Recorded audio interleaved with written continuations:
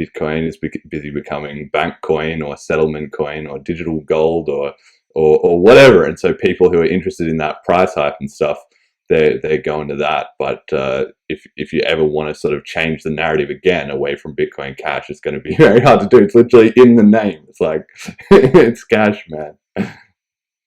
Absolutely, absolutely.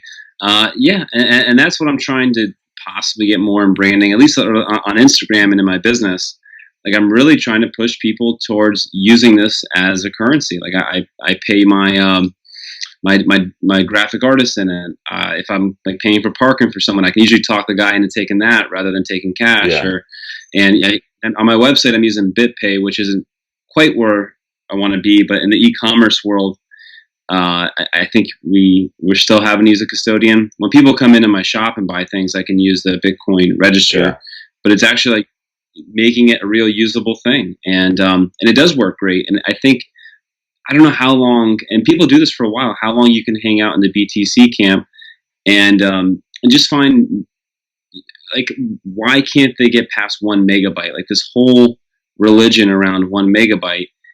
I think at some point we'll be turning people off. Like it doesn't at this point, and where technology is, where hardware is, where bandwidth is, into saying that you're going to decentralize your project by going above 1 megabyte. Like it's just I don't know how anyone buys that. Well, yeah, I don't know. I mean, I don't think they're very likely to change it up in any way because I feel like it's just become too much a core part of the ideology, and whatever influences they have in that community have invested so much in that narrative. If that sort of tried to, like, the only scenario I can see where momentum would be created to lift their block size limit would be if Bitcoin Cash is just spiking up, and the flippening looks like it's really on and it's going to just completely knock out Bitcoin. Then suddenly it would be a crisis of, oh, what are we going to do? But at that point, it kicks in too late. Once the crisis mentality kicks in, if the momentum's already shifted, that's it, you're finished, right? Because then things just degenerate into chaos, because then everybody has a different idea.